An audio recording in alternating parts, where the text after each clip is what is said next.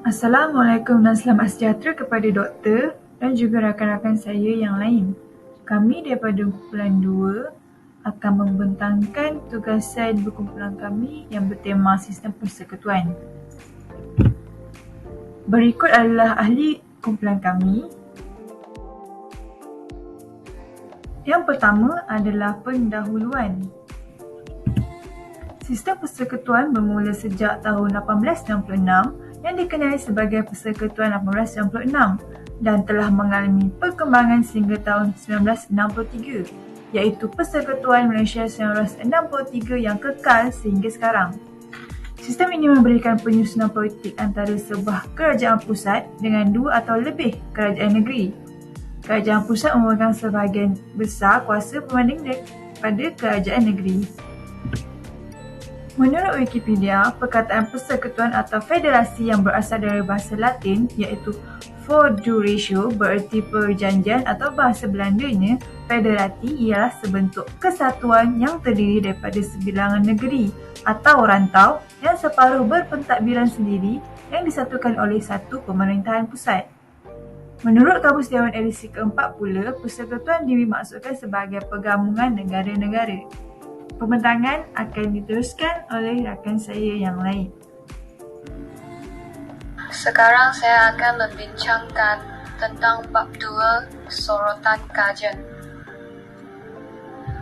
Permasalahan kajian kita adalah mengapakah masyarakat perlu memahami dan menghayati struktur asas perlembagaan persekutuan untuk membentuk negara maju yang stabil.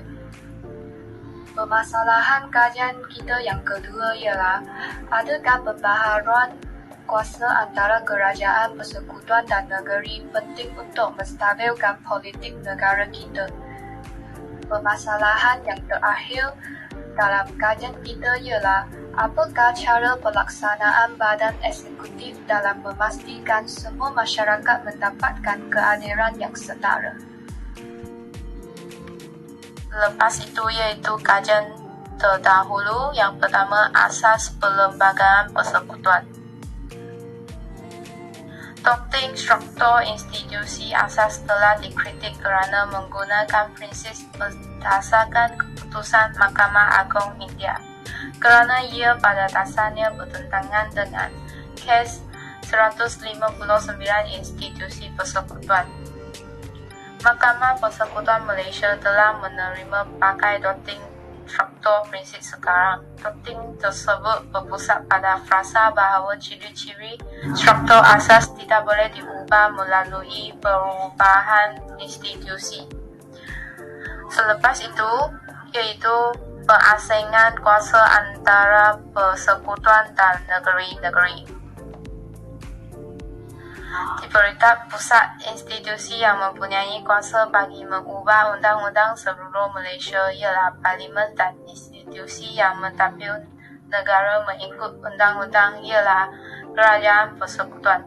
Setiap 13 negeri di Malaysia memilih badan perundangan iaitu Dewan Undangan Negeri DUN serta kerajaan negeri tersendiri. Bukan itu saja, badan kehakiman wajib bebas daripada pengaruh eksekutif. Kebebasan kehakiman adalah paksi keadilan dan kesaksamaan. Hakim tidak boleh tertakluk kepada pengaruh pentadbiran atau institusi semasa membuat penghakiman pada zaman dahulu. Kini, kebebasan kehakiman mahkamah dilihat semakin menjerah. Badan kehakiman bukan sahaja bebas daripada institusi lain, malah kebebasan ini juga dicerminkan dalam mahkamah. Yang last, iaitu peranan sistem persekutuan dalam pembahagian vaksin kepada rakyat seluruh negara. Dengan mengkaitkan situasi pandemik yang disebabkan oleh virus COVID-19 pada hari ini, Badan Perundangan Eksekutif perlulah bertanggungjawab bagi memastikan kehidupan masyarakat berada dalam keadaan yang sihat dan stabil. Oleh itu, sistem persekutuan berperanan dalam menjalankan pembahagian vaksin kepada rakyat di Malaysia bagi mengelakkan penularan virus COVID-19. Pada objektif kajian kita iaitu untuk menggenap pasti kesedaran masyarakat terhadap penghayatan struktur asas perlembagaan persekutuan. Yang kedua, untuk mengkaji kepentingan pengetahuan dan pemahaman berkenaan pengasingan kuasa antara persekutuan dan negeri-negeri. Selepas itu, untuk mengkaji sebab-sebab badan kehakiman wajib bebas daripada pengaruh eksekutif.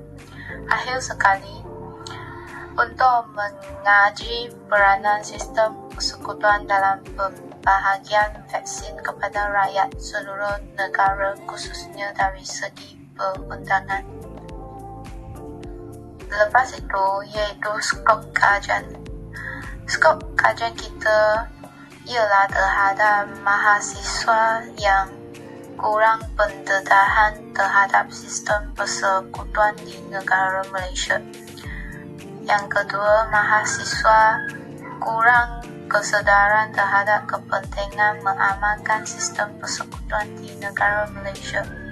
Yang ketiga, iaitu terhadap mahasiswa kurang berminat dalam mengambil tahu tentang badan-badan yang terdapat dalam sistem persekutuan. Akhir sekali, iaitu mahasiswa lebih terpengaruh oleh budaya Barat. Bab 3. Metodologi kajian. Kajian kuantitatif merupakan kaedah dan teknik mereka bentuk, mengumpul dan menganalisis data supaya dapat menghasilkan bukti yang boleh menyokong sesuatu kajian. Kajian kuantitatif pula terbahagi kepada dua, iaitu soal selidik dan internet. Soal selidik merupakan kaedah utama penyelidikan dijalankan melalui teknik survey dengan bantuan Google Form. Manakala, internet pula merupakan kaedah yang kedua yang digunakan semasa tujuan penyelidikan untuk mencari maklumat tambahan mengenai tajuk kajian. Bab 4. Analisis kajian. Di dalam bab ini, saya akan menerangkan mengenai demografi responden. Responden terdiri daripada 21.70% di kalangan perempuan, manakala 9.30% daripada kalangan lelaki. Seterusnya, umur responden daripada 20 ke 21 tahun mempunyai majoriti peratusan tertinggi iaitu 19.63%, manakala 8.27% terdiri daripada remaja berumur 19 dan ke bawah. Selebihnya merupakan responden yang dewasa iaitu umur di antara 22 ke 25 tahun.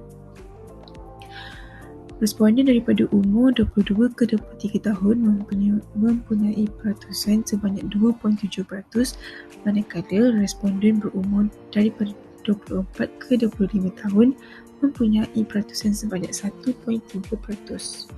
Okey, melalui slide ini kita dapat lihat bahawa responden kita terdiri daripada pelbagai agama, iaitu agama Islam, Buddha dan lain-lain.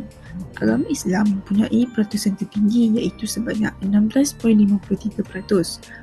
Seterusnya, Buddha 12.40% dan baki dari peratusan yang selebihnya merupakan dari agama lain-lain. Responden juga merupakan responden dari pelbagai fakulti iaitu fakulti FSKTM, FPTP, FKAAB dan juga FKEE. Dapat dilihat di sini, fakulti FSKTM mempunyai peratusan tertinggi iaitu sebanyak 60%. FPTP 34%, FKAAB 3% dan FKEE sebanyak 30% dan FKEE 3%. Majoriti responden daripada tahun pengajian 1 kerana mempunyai kadar peratusan sebanyak 57%, diikuti responden daripada tahun pengajian kedua iaitu sebanyak 37%, dan selebihnya merupakan responden dari tahun 3 dan 4. Bahagian B. Analisis data berdasarkan kajian soal selidik daripada 30 orang responden DHM. Soalan pertama adalah sebab-sebab masyarakat perlu memahami dan menghayati struktur asas perlembagaan persekutuan. Didapati selamat 16 orang atau 53.33% memilih sangat setuju dengan pernyataan untuk mengekalkan perpaduan dan keharmonian hidup bermasyarakat. Diikuti dengan 12 orang yang memilih setuju dan 2 orang responden yang menjawab tidak pasti. Seterusnya ialah pernyataan untuk memperkukuhkan pertahanan negara, di mana 43.33% yang terdiri daripada 13 orang responden memilih sangat setuju, 13 orang lagi memilih setuju, diikuti dengan 4 orang responden yang memilih tidak pasti. Seterusnya adalah kenyataan untuk melahirkan semangat patriotisme dalam kalangan rakyat Malaysia. 60% responden yang terdiri daripada 18 orang menjawab sangat setuju, 8 orang menjawab setuju dan 4 orang daripadanya menjawab tidak pasti bagi pernyataan berikut. Diikuti dengan pernyataan untuk mengelakkan sifat perkauman antara kaum. Terdapat 14 orang responden memilih sangat setuju, diikuti dengan 40% atau 12 responden menjawab setuju dan 4 orang yang telah menjawab tidak pasti. Akhir sekali ialah pernyataan dapat mencipta satu masyarakat yang adil di mana kemakmuran negara dapat dinikmati secara adil dan seksama. 60% orang responden telah menjawab sangat setuju, diikuti dengan 10 orang responden yang memilih setuju dan 2 orang responden telah menjawab tidak pasti. Seterusnya adalah analisis soal selidik mengenai kepentingan pengetahuan dan pemahaman berkenaan pengasingan kuasa antara persekutuan dan negeri-negeri. Bagi kenyataan untuk membolehkan rakyat memahami terhadap keadilan kerajaan, didapati selama 16 orang daripada 30 orang responden telah menjawab sangat setuju.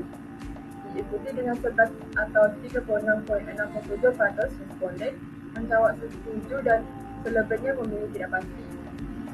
Selain itu, pernyataan dapat menyelesaikan masalah-masalah masyarakat dengan secepat mungkin telah mendapat jawapan sangat setuju daripada 16 orang responden, 10 orang lagi memilih setuju dan 10% daripada 30 orang responden memilih tidak pasti.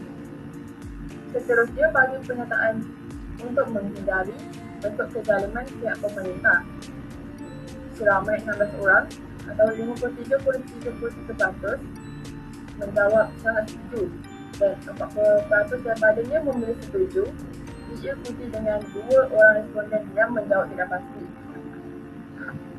Bagi pernyataan untuk mengetahui hak kebebasan rakyat, seramai 20 orang daripada 30 orang responden menjawab sangat setuju dan 10 orang pula memilih setuju. Dan bagi pernyataan untuk memberikan layanan dan menjamin kedudukan tertentu kepada negeri, dapati 20 orang responden telah memilih setuju, 7 orang atau 23.73% responden memilih setuju dan diikuti dengan 10% responden yang memilih tidak pasti.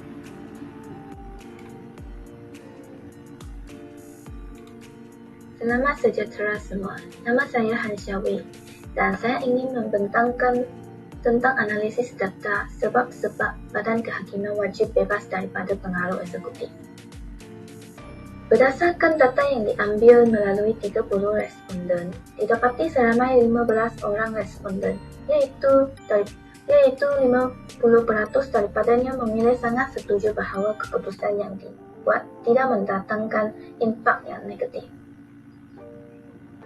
16 orang responden, iaitu 53.33% menjawab sangat setuju bagi menunjukkan rasa setuju mereka terhadap pernyataan kebebasan Badan Kehakiman daripada pengaruh eksekutif akan membuatkan rakyat tidak berasa hak mereka tidak dilindungi, malah ditegakkan. Seterusnya, seramai 16 orang responden, juga memilih sangat setuju bahawa mahkamah dapat membuat keputusan sekiranya badan kehakiman terbebas daripada pengaruh eksekutif. 14 orang responden menjawab sangat setuju bagi penyataan hakim mempunyai hak untuk bersuara. Dan akhir sekali, 12 orang responden yang terdiri daripada 30 responden telah menjawab sangat setuju dengan penyataan rahsia hakim terikat dengan profesional merupakan sebab-sebab badan kehakiman wajib bebas daripada pengaruh eksekutif. Walau bagaimanapun, didapati seramai 8 orang responden menjawab tidak pasti dengan pernyataan tersebut. Seterusnya kita pergi ke carta yang terakhir, iaitu peranan sistem persekutuan khususnya dari segi perundangan dalam pengambilan vaksin terhadap rakyat seluruh negara.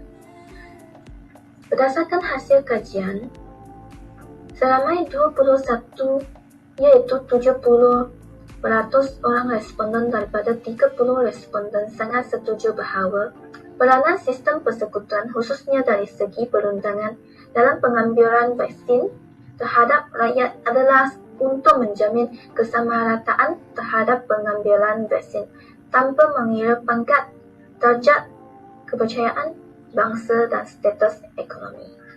Seterusnya, 18 iaitu 60% orang responden sangat setuju bahawa memberi jaminan perlindungan terhadap nyawa rakyat dengan penerimaan vaksin adalah antara peranan sistem persekutuan, khususnya dari segi perundangan dalam pengambilan vaksin terhadap rakyat seluruh negara. Walau bagaimanapun, terdapat juga responden yang tidak pasti tentang kenyataan tersebut. Selain itu, seramai 15 orang responden sangat setuju untuk mewajibkan vaksinasi terhadap kanak-kanak. Maka 8 responden iaitu 26.67% responden pula setuju dengan kenyataan tersebut. Manakala jumlah yang selebihnya memilih tidak pasti dan tidak setuju. Diikuti dengan memperkasakan perundangan perkara 10, 1A bagi penyebaran berita palsu serta fitnah terhadap pihak berkuasa, kerajaan maupun individu sebagai peranan sistem persekutuan khususnya dari segi perundangan dalam pengambilan vaksin terhadap rakyat seluruh negara. Seramai 16 iaitu 53.3% responden sangat setuju dengan kenyataan tersebut, manakala 12 orang responden setuju dengan kenyataan tersebut.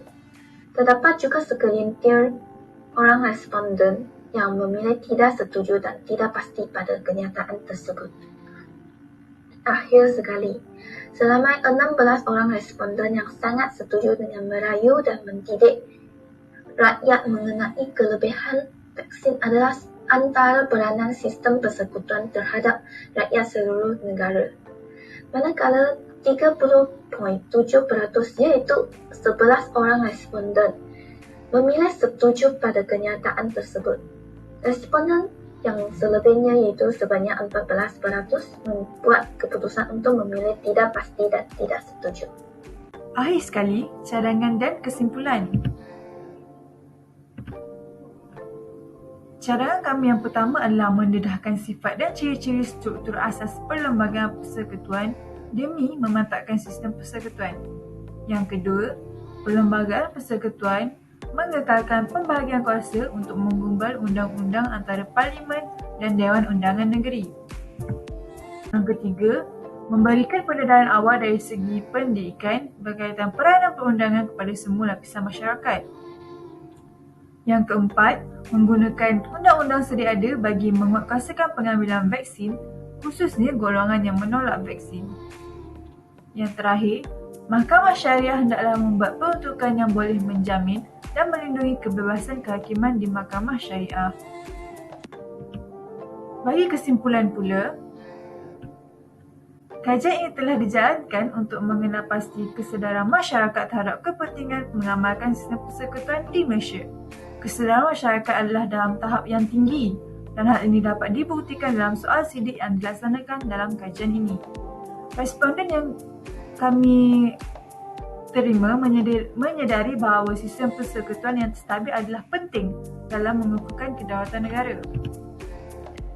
Sistem pentadbiran yang stabil sangat penting dalam pembangunan sebuah negara. Kami berharap agar Malaysia dapat membentuk sistem pentadbiran yang lebih lengkap dan efektif supaya dapat membentuk sebuah negara yang maju dan sejahtera. Dengan itu, sekian sahaja pembentahan laporan kami. Sekian, terima kasih.